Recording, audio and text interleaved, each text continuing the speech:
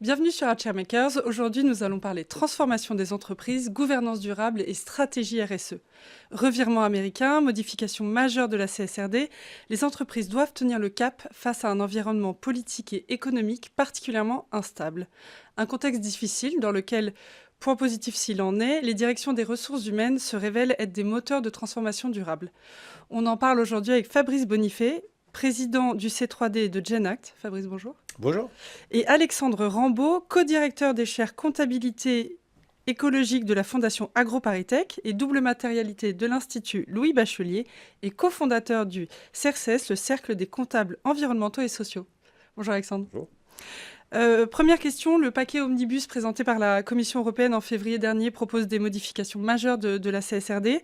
En parallèle, le début de présidence de Donald Trump s'illustre par des reculs majeurs sur le plan social et climatique. Que faut-il penser de cette concomitance d'événements ? Allez Alexandre, go. En fait, ce qui se passe, c'est qu'au niveau de l'Union européenne, donc CSRD était inclus dans le pacte vert européen, le Green Deal, qui avait déjà été égratigné par les dernières élections l'année dernière au Parlement. Et la teneur géopolitique actuelle a complètement fait basculer l'orientation européenne en défaveur d'une vision de la durabilité en opposition avec les notions de performance, compétitivité. Et il est clair que la montée en puissance du trumpisme a favorisé clairement cette vision de l'opposition complètement délétère entre compétitivité et durabilité. Oui, c'est un peu ça. C'est même exactement ça. En fait, les détracteurs de la durabilité considèrent que on ne peut pas aujourd'hui avoir des niveaux d'exigence pour les entreprises qui sont différentes d'un continent à l'autre. Et faire peser sur les seules entreprises européennes l'obligation d'avoir des trajectoires, des transitions, des plans de transition pour mettre en place des plans de durabilité crédibles, alors que le reste du monde ne serait pas assujetti à la même régulation. Et donc, beaucoup d'entreprises européennes se sont dit, bah oui, mais finalement, comme l'extraterritorialité des normes ne va pas s'appliquer, parce que les Américains ont dit d'entrée de jeu qu'ils ne l'appliqueront pas, ils ont dit, bah, nous, on va se tirer une balle dans le pied si en Europe, on est les seuls à appliquer ces nouvelles règles, alors que les autres ne vont pas le faire. Donc, distorsion de concurrence, donc problématique de compétitivité. Mais c'est quand même une erreur majeure. C'est quand même une erreur majeure, parce qu'il aurait fallu deux choses, en fait. Il aurait fallu que l'Europe fasse front. Donc voilà, écoutez, dire aux Américains, vous êtes gentils, mais nous, en Europe, on impose ces règles, parce que pourquoi l'Europe a élaboré le Green Deal il y a déjà presque 10 ans, parce que c'est pas récent l'idée du Green Deal. C'est que jusqu'à preuve du contraire, l'Europe ne dispose pas d'énergie fossile, ou très peu, pour son approvisionnement propre, et très peu de matières premières également pour son industrie. Donc, l'idée de mettre en place, de faire émerger une économie libérée de la contrainte carbone et sobre en ressources, ça fait sens sur un continent qui dépend énormément des ressources extérieures pour son activité d'aujourd'hui. Et donc, il y avait un double impact là, c'était de faire émerger une nouvelle économie plus compatible avec les limites planétaires, parce qu'on n'a qu'une seule planète. Et puis, deuxièmement, c'était aussi de nous permettre donc d'expérimenter des nouveaux modèles économiques qui allaient remplacer les modèles de la civilisation thermo-industrielle très dépendante de ses ressources fossiles et minérales. Donc, si on avait été courageux, si on avait maintenu l'ambition du Green Deal, on aurait pu faire émerger cette nouvelle économie sur le continent européen, qui de toute façon aurait été imitée partout ailleurs sur la planète, parce que les ressources fossiles sont en dimension finie, comme vous le savez, et que tôt ou tard, ces tensions-là sur l'énergie seraient arrivées sur les autres continents, et notamment sur la partie pétrole, parce que c'est le pétrole qui va, de toute manière, être la première des énergies fossiles en tension dans les années qui viennent. Donc là, on a tout perdu. Donc on a reculé face aux injonctions américaines et aux menaces. Et finalement, on va détricoter en fait ces exigences-là, ce qui va à terme fragiliser énormément les entreprises européennes, parce qu'en fait, on aura la double peine. On aura toujours des entreprises qui vont continuer avec le même modèle économique alors qu'on va payer de plus en plus cher les ressources. Et quand les pays qui exportent ces ressources en auront moins à exporter, parce que là aussi, on voit bien sur les métaux, eh bien, ils vont les garder pour eux et nous, on n'aura pas transformé nos modèles économiques et on n'aura pas de ressources. Donc, ça sent quand même très, très fort la récession, tout ça, ce qui est quand même une très, très mauvaise idée. Donc, manque de courage politique, manque de clairvoyance de beaucoup d'entreprises qui ont fait du mauvais lobbying. Alors, c'est vrai, très poussé par leurs actionnaires américains, compte tenu de l'état d'esprit qui règne de l'autre côté de l'Atlantique, là. Mais c'est quand même une catastrophe à la fois pour nos citoyens, pour nos entreprises, parce qu'à court terme, peut-être que, mais alors là, à moyen long terme, on est sûr qu'on va se planter. Donc, il est temps de se réveiller. Si on revient justement sur la CSRD et le paquet Omnibus, il est prévu a priori une réduction du nombre d'indicateurs et une diminution drastique du nombre d'entreprises concernées. Alexandre, selon vous, qu'est-ce qui a péché dans la construction de la CSRD? Pourquoi on en est là? Alors, grande question. Oui, grande question. La question, c'est déjà, dire, et il a péché quelque chose, comme on le voit, comme ça a été rappelé, il y a un contexte déjà aussi très politique. Donc, oui, il y a des éléments questionnables dans CSRD, mais il faut vraiment rappeler que la remise en question très forte de CSRD provient d'abord et avant tout, non pas d'une problématique, on va dire, d'applicabilité et de questionnement par rapport aux entreprises, hein, mais d'abord d'un cadre politique. Ça, c'est vraiment un point essentiel. Et je leur dis, ça ne veut pas dire qu'il n'y a pas des éléments questionnables. Mais il ne faut pas inverser en fait le processus. Et je dis ça d'autant plus que là, il y a une grande consultation européenne qui a été lancée à l'initiative de plusieurs acteurs, côté conseil, recherche, etc., via We Are Europe, dans lequel aussi Fabrice est impliqué, qui essaie justement d'aller vraiment demander aux entreprises ce qu'il en est concrètement de CSRD. Parce que c'est juste pour rappeler que tout ce qui est en train d'être fait a été fait sans la connaissance véritablement des retours des entreprises. Absolument. Donc, on est en train de dire CSRD est difficile à appliquer, je ne sais quoi, mais on n'a absolument pas demandé aux entreprises qu'il en était. Donc, c'est un non-sens. Donc, c'est vraiment une des décisions extrêmement politiques sur une directive qui, en plus, on a été à 1 an d'application. Ouais. Donc, c'est assez incroyable, hein, au bout d'1 an, de dire non, ça ne va pas, il faut revoir les choses. Bon. Donc, voilà, c'est juste pour poser ça. Alors, si on va sur les éléments questionnables, qui sont des éléments, on va dire, qui peuvent donner lieu justement à des débats, ce qui se passe aujourd'hui, c'est qu'on est sur une remise en question de CSRD de façon négative, en disant il faut enlever des data points, il faut reporter, il faut enlever des entreprises, etc. Mais en fait, on peut totalement prendre le problème à l'inverse et dire, sur la question, par exemple, des data points, oui, il y a une question de où est-ce qu'on produit l'information. Donc les entreprises, avec CSRD, enfin en tout cas dans la mouture actuelle, doivent structurer un budget carbone. C'est plus un bilan carbone, c'est un budget carbone, donc un plafond d'émissions, raccord avec l'accord de Paris. La question, c'est où est-ce qu'on va chercher cette information? Même chose pour la biodiversité, même chose pour plein de choses. Là, il y aurait en fait des marges de manœuvre sur comment l'Union européenne peut accompagner la démarche de production d'informations. Est-ce qu'il n'y a pas des nomenclatures? Est-ce qu'il n'y a pas en fait des standardisations qui peuvent apparaître? Donner des éléments par rapport à cette production d'informations. Et c'est la même chose sur l'accompagnement des plans d'action, sur donc des guides plus poussés sur l'accompagnement des entreprises, mais dans cette démarche d'accompagnement.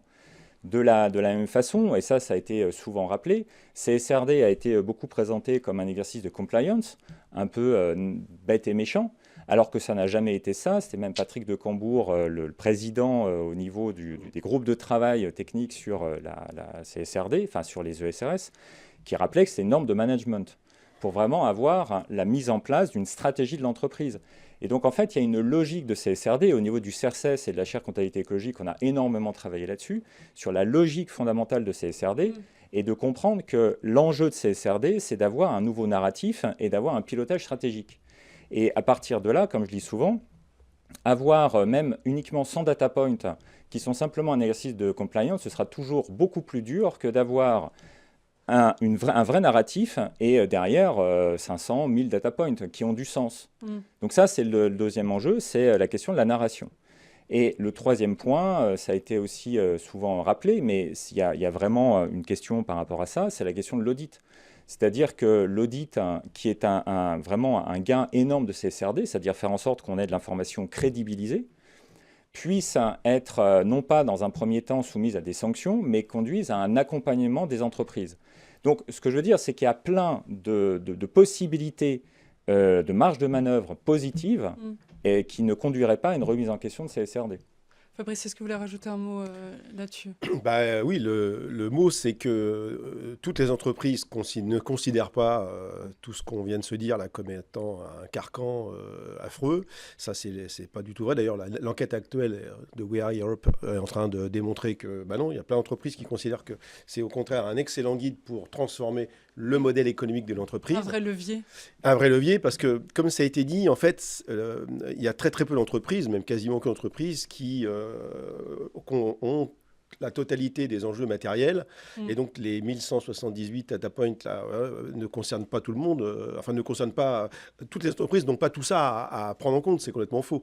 Donc, il faut correctement faire l'analyse en double matérialité, et à partir de là, mettre en place une trajectoire, exactement comme ça a été dit, non pas pour reporter des informations, ça n'a aucun sens, mais pour mettre en place un plan de transition. Le terme de la loi, c'est un plan de transition. Un plan de transition, c'est de partir d'un état qu'on connaît vers un état futur désiré, qui est la prise en compte de l'empreinte carbone de l'entreprise, l'empreinte biodiversité de l'entreprise, l'empreinte matière d'entreprise, pour trouver des solutions dans le modèle économique, dans le modèle d'affaires, pour que l'entreprise reste vivante économiquement, mais en diminuant fortement ses impacts, voire en régénérant ce qui peut être régénéré. Parce que l'objectif, ce n'est pas de faire bien, c'est de faire beaucoup mieux et de faire en sorte de ne plus avoir d'impact négatif en fait sur les écosystèmes qui font vivre l'entreprise, parce que quand il n'y aura plus de services écosystémiques et quand il n'y aura plus de ressources, il n'y aura plus d'activité économique.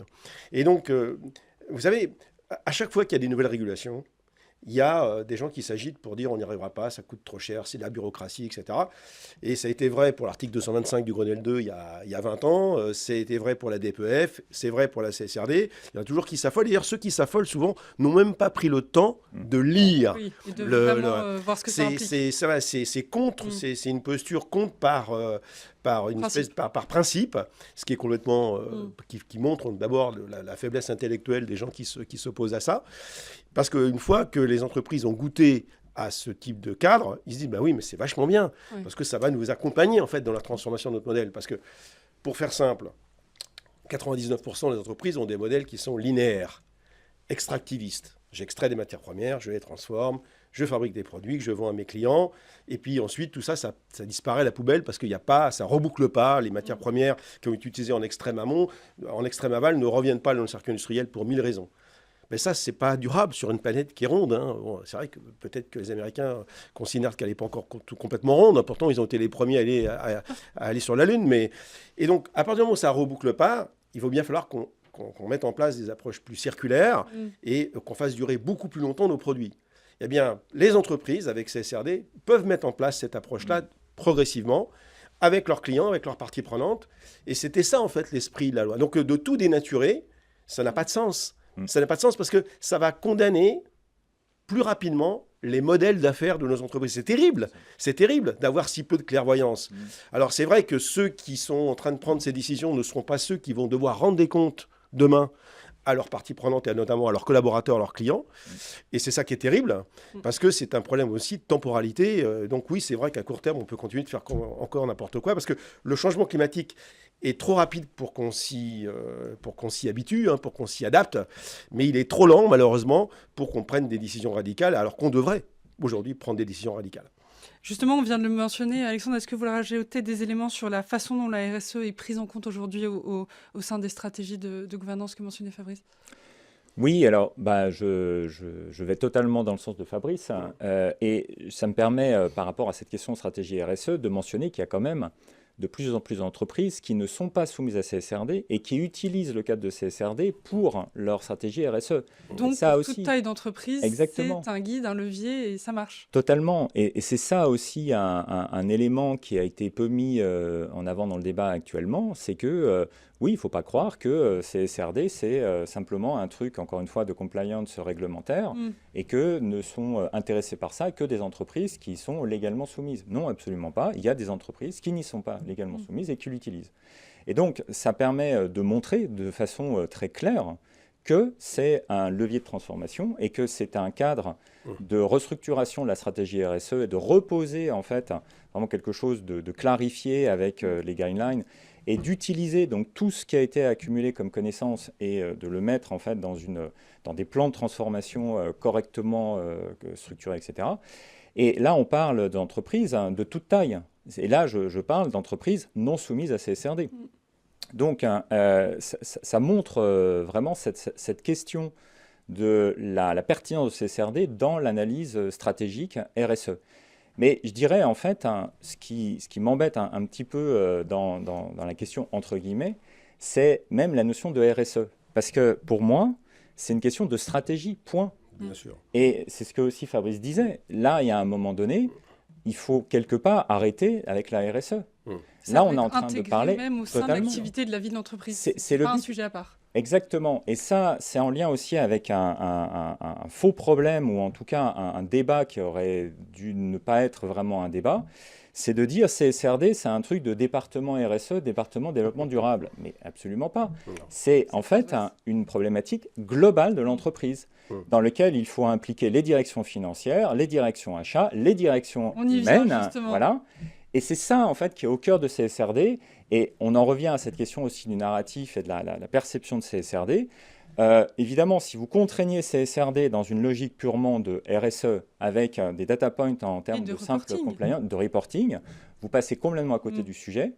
Et ça n'a absolument rien à voir avec l'ambition qui était derrière. Donc, on est sur un levier d'action stratégique global et on n'est plus sur de la RSE.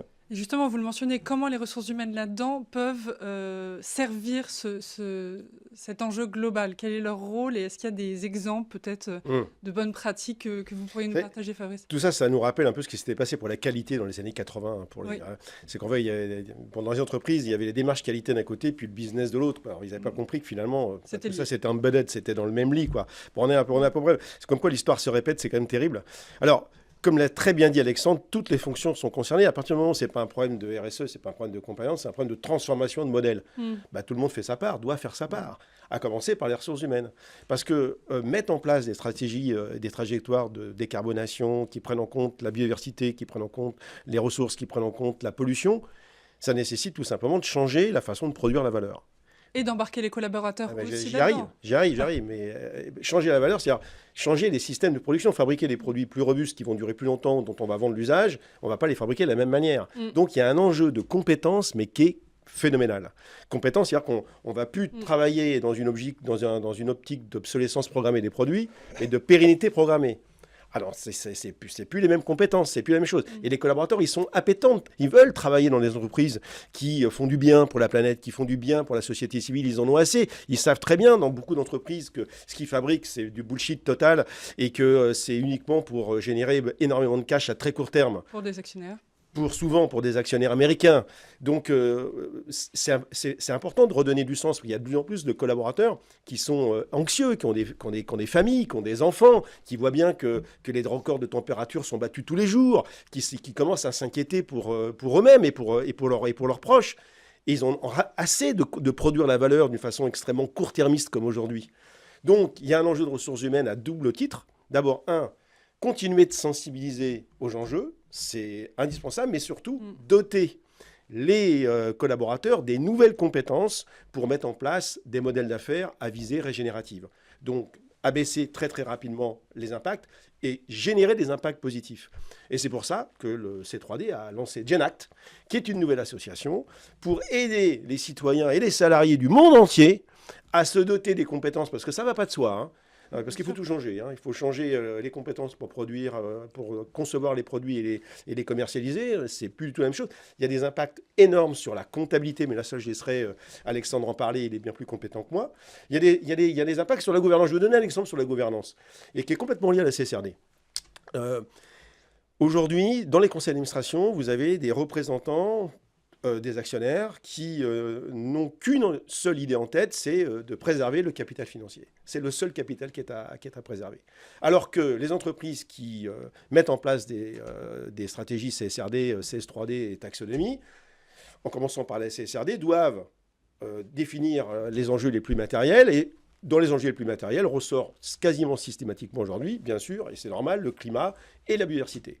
En disant la main sur le cœur, ça c'est le climat, la biodiversité, c'est des choses importantes, on le prend en compte dans notre entreprise. Et quand on regarde la composition du conseil, il n'y a personne au conseil qui sont des gens, il n'y a personne de compétent pour apprécier la crédibilité des plans de transition qui sont présentés par l'exécutif de l'entreprise. Donc, c'est quand même un peu fort de café de dire que c'est hyper important alors que personne n'est capable de décrypter si c'est crédible, pas crédible, si les investissements sont suffisants, si les renoncements, parce qu'il y en aura besoin de renoncements, sont avérés, s'il y a des actifs échoués, comment on va les gérer, comment on va gérer en fait la modification du corps social en termes de compétences, parce que si ça s'accompagne, parce qu'il y a des métiers qui vont disparaître, d'autres qui vont apparaître, donc il y a une grosse composante RH dans cette histoire.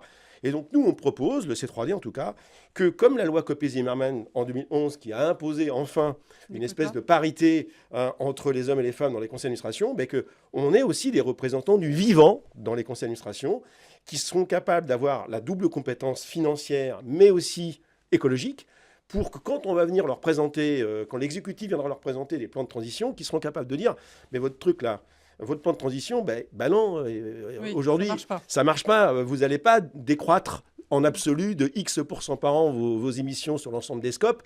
Donc, votre plan de transition, il ne fonctionne pas. Donc, votre CSRD, qui est censé accompagner en fait les entreprises, eh bien, n'est pas crédible. Et si elle n'est pas crédible, ben vous mentez quelque part à vos parties prenantes. Donc, revoyez votre copie de manière à ce que vous puissiez apparaître aux yeux de vos parties prenantes comme une entreprise véritablement responsable. Alexandre, est-ce que vous voulez revenir justement sur ces enjeux de comptabilité mentionnés par Fabrice? Oui, alors totalement, parce que justement, pour déjà juste rebondir rapidement sur la question RH, parce qu'il y a tout le volet aussi social dans CSRD. Et CSRD, par exemple, introduit la notion de salaire décent, ce qui est quand même pas rien. Donc, il y a la question de gestion des compétences, et là, je vais, mais plus que dans le sens de Fabrice, c'est vraiment un enjeu fondamental, compétences, formation, recrutement, etc., qui est essentiel. Et la question, donc, des politiques salariales et d'une interrogation sur la décence au travail. Et à reformuler aussi, parce que c'est ça qui est derrière, et c'est là où on mesure l'ampleur de la révolution qu'est CSRD, enfin en tout cas dans la forme actuelle, c'est de dire, jusqu'à présent, il y avait une façon d'aborder le travail en disant le travail doit être, le paiement du travail est proportionnel à la productivité du travail. Ça, c'est les vieilles théories qui sont toujours d'actualité. En passant au salaire décent, en fait, on dit, à partir du moment où quelqu'un travaille, il faut que cette personne, ce que la personne, en fait, engage dans le travail, lui permette de retrouver, en fait, une vie décente. Donc, en termes biophysiques, en termes de santé physique et en termes de santé mentale. Donc ça, c'est un shift complet dans la compréhension même du travail. Et c'est là où j'en arrive sur le lien aussi avec la comptabilité, c'est que le cadre comptable, donc CSRD, c'est plus que du reporting, même si c'est dans le terme, ce qu'on défend très activement au niveau de la chaire, du CRCS, on n'est pas les seuls, c'est qu'on est sur de la vraie comptabilité, c'est-à-dire être comptable de quelque chose, rendre des comptes et prendre en compte, en fait, avoir la comptabilité, elle est là pour redéfinir ce qui est important, ce qui est matériel dans l'organisation, et savoir comment, en fait, ces éléments qui sont importants s'articulent entre eux dans le pilotage de l'organisation. Ça, c'est vraiment le rôle de la comptabilité, et on est en plein dedans. Donc, ce que CSRD pose, ça aussi, ça n'a pas été assez mis dans le débat, je trouve, c'est que c'est la première fois dans les ESRS qu'on a la définition de ce qu'est la durabilité dans une entreprise, de façon normalisée et conventionnée. En disant, la durabilité renvoie à la double matérialité, par exemple, mais renvoie à l'idée que, par exemple, la nature est une partie prenante, passive, silencieuse. Donc c'est une révolution aussi. Et donc c'est tout un tas, en fait, de définitions de ce qui est important et qui doit être la base des nouveaux modèles d'affaires. Donc sur cette base-là, le rôle de la comptabilité, justement, c'est de structurer ça. Et Fabrice parlait de la gouvernance. La problématique aujourd'hui, c'est qu'effectivement, on a une gouvernance qui est uniquement sur le capital financier. Oui. Parce qu'actuellement, dans la comptabilité, dans le bilan et le compte de résultat, quand vous regardez sur la partie justement qui correspond à des enjeux de gouvernance, donc sur les capitaux propres, sur le passif d'un point de vue comptable, vous ne voyez que des éléments de capital financier. L'enjeu, ça serait à ce niveau-là de faire apparaître autre chose au niveau capital naturel et capital humain social. Et du coup, la question, c'est d'avoir une remodélisation comptable pour faire apparaître au niveau, par exemple, de la gouvernance, dans les bilans, justement les capitaux humains et les capitaux sociaux, capitaux naturels, hein, pour qu'ils soient au même niveau de la gouvernance de l'entreprise. Et c'est ça, en fait, la question du repositionnement comptable. Alors, CSRD donne la trajectoire, en fait, c'est le premier pas. Et l'enjeu, c'est à partir de CSRD, rebondir là-dessus pour pouvoir avoir une vraie modification comptable. Et donc ça, c'est tous les travaux de la chaire et du CERCES avec le modèle CARE, Comprehensive Accounting and Respect of Ecology. Alors, écologie dans le sens vraiment plein et entier, c'est-à-dire l'interrelation entre humain et nature. Et ce qui se passe, hein, c'est que CARE est une systématisation de la position de CSRD. Et le travail qu'on a réalisé notamment, c'est sur comment est-ce qu'on peut arriver justement à penser les plans d'action, comment on peut arriver à repenser la gouvernance, des choses comme ça, à partir justement d'un cadre comptable et de définition comptable clarifiée à partir de CARE, et qui permet justement de dire, bon, ben, le plan d'action donc tel qu'il est posé dans CSRD, comment en fait on peut avoir des typologies d'actions, etc. Et ça, en fait, CARE peut y répondre. De la même façon, sur la gouvernance, comment en fait on peut structurer des capitaux qui ont une voix au chapitre, etc. etc. Donc c'est juste pour dire qu'il y a un enjeu majeur de transformation comptable dans son sens plein et entier, permettant derrière de reposer la question de la valeur. Et c'est le dernier point, c'est que, enfin, le dernier point que je veux mettre en avant là, c'est par rapport à ce que Fabrice disait, on est dans un moment où il va falloir repenser vraiment la notion de création de valeur et de création de profit.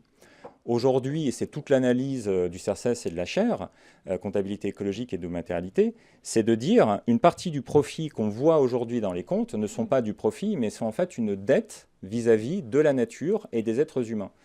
Et en fait, on peut résumer la question de la soutenabilité d'un point de vue très comptable. C'est là où on voit du profit aujourd'hui, en fait, c'est de la dette. Et ça, c'est une problématique en fait historique comptable. Toute l'histoire de la comptabilité, ça a été de dire qu'est-ce qui renvoie à du profit et qu'est-ce qui renvoie à de la dette.